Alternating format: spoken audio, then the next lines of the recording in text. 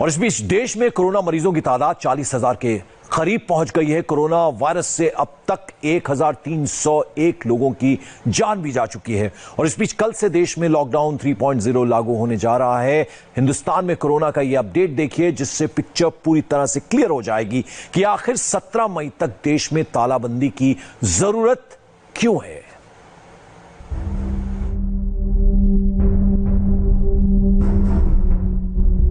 भारत में कोरोना मरीजों का आंकड़ा लगातार बढ़ता जा रहा है।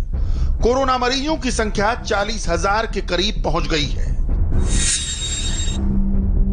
अब तक कोरोना के 39,980 मामले सामने आ चुके हैं।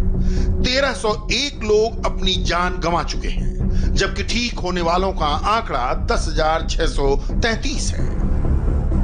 लेकिन 24 घंटे में 2,644 नए केस सामने आए हैं। पिछले 24 घंटे में 83 लोगों की जान भी जा चुकी है।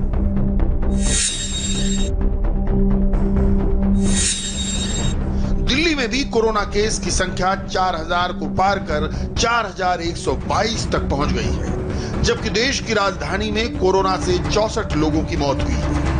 1,256 लोग इस बीमारी से ठीक हो गए हैं।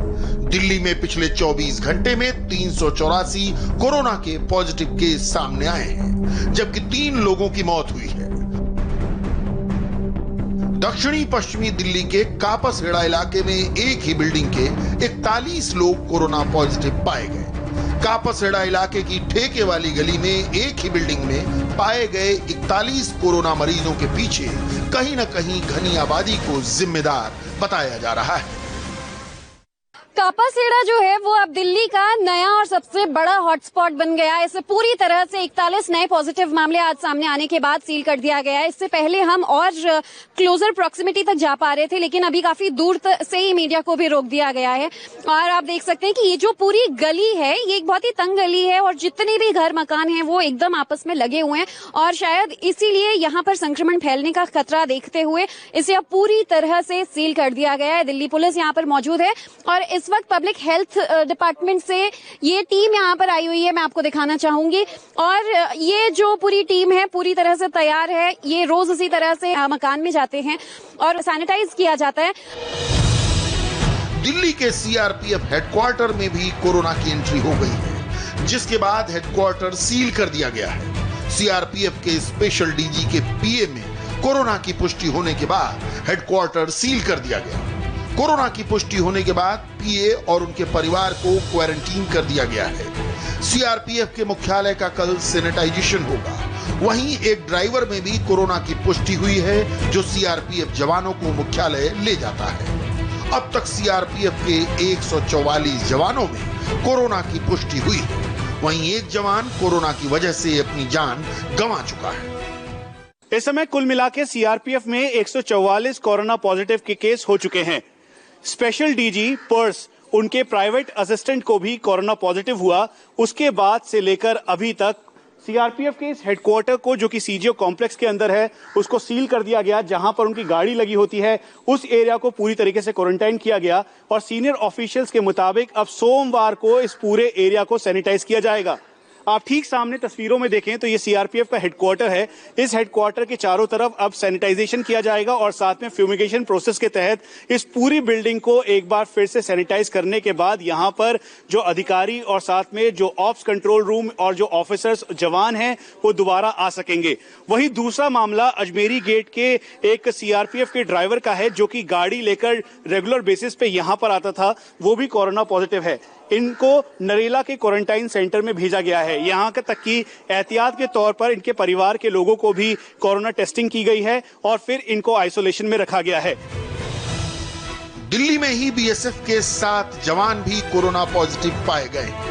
ये सभी दिल्ली पुलिस के साथ ड्यूटी पर तैनात। ये जवान जामा मस्जिद, चांदनी महल क्षेत्र में दिल्ली पुलिस की मदद के लिए तैनात किए गए थे।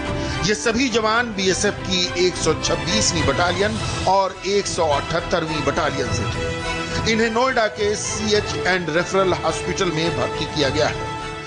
बॉर्डर सिक्योरिटी फोर्स के कुल मिला के 17 जवान इस समय कोरोना पॉजिटिव हैं। हम जामा मस्जिद इलाके में हैं। यहाँ पर 126 बटालियन और 178 बटालियन के 7 जवान जो कि दिल्ली पुलिस के साथ ड्यूटी पर थे वो कोरोना पॉजिटिव हैं, इसीलिए उनको क्वारंटाइन कर दिया गया। ये ठीक पीछे उनका मेन सेंटर है जहां पर कंपनियां रुकी हुई थी और फिर उसके बाद जैसे ही ये जवान कोरोना पॉजिटिव हुए पूरी कंपनी को आइसोलेट और क्वारंटाइन कर दिया गया है। ये बताना जरूरी है कि इस पूरे इलाके में चांदनी महल का इलाका जहां पर 9 पुलिसकर्मी कोरोना पॉजिटिव थे, उसके बाद उनकी जांच करवाई गई और जांच करवाने के बाद 3 वापस आ गए, लेकिन ये बॉर्डर सिक्योरिटी फोर्स के जवान उन्हीं लोगों के साथ एक साथ ड्यूटी कर रहे थे। उसके अलावा 5 वो थे जो कि आरके पुरम के हॉस्पिटल में एडमिट थे और उसके साथ साथ 2 इसमें कैंसर पेशेंट थे और कुल मिला के ये संख्या 17 पहुंचती है। दिल्ली के बाद अब रुख करते हैं देश में कोरोना संक्रमितों की सबसे ज्यादा संख्या वाले सूबे महाराष्ट्र का। देश के सबसे बड़े हॉट स्पॉट महाराष्ट्र में कोरोना पॉजिटिव का आंकड़ा 12,296 हो गया है, जबकि इस बीमारी से अब तक 521 लोग अपनी जान गंवा चुके हैं। महाराष्ट्र में पिछले 24 घंटे में 790 नए केस सामने आए, जबकि 36 लोगों की जान गई, जो कि एक दिन में सबसे ज्यादा मौत का रिकॉर्ड है। पूरे महाराष्ट्र में अकेले मुंबई में कोरोना पॉजिटिव की तादाद 2/3 से भी ज्यादा है। हालात कंट्रोल करने की तमाम कोशिशों के बावजूद मुंबई में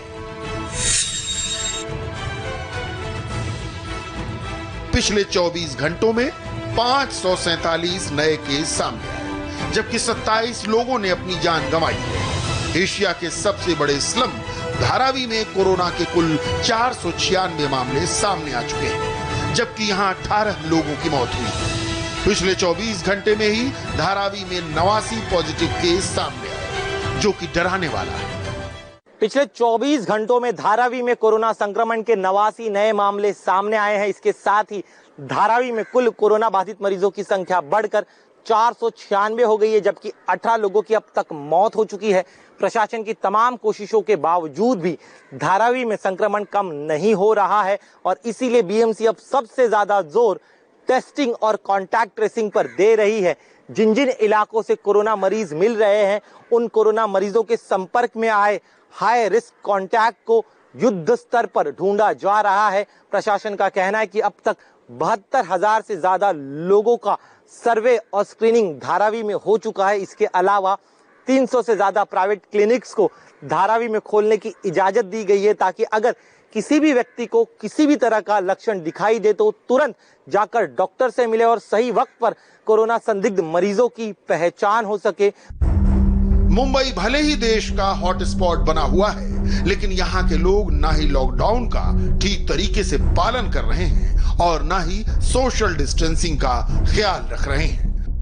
मुंबई के साकिनाका इलाके में मैं मौजूद हूं और यहाँ की तस्वीर आपको दिखाता हूं कि किस तरह से यहाँ पर सोशल डिस्टेंसिंग का उल्लंघन किया जा रहा है। 2 तस्वीरें हैं। सबसे पहले आप देखिए यहाँ पर इस इलाके की तस्वीर।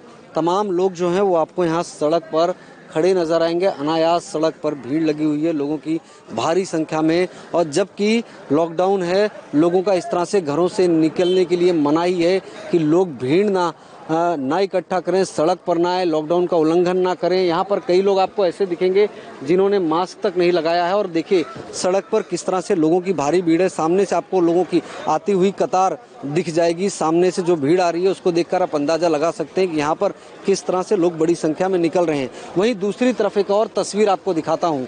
ये वो तस्वीर है जो लोग अपने गाँव जाना चाहते हैं, उन लोगों के लिए जिनको फॉर्म मिल गया है, वहाँ उन लोगों को अब मेडिकल सर्टिफिकेट दिया जा रहा है।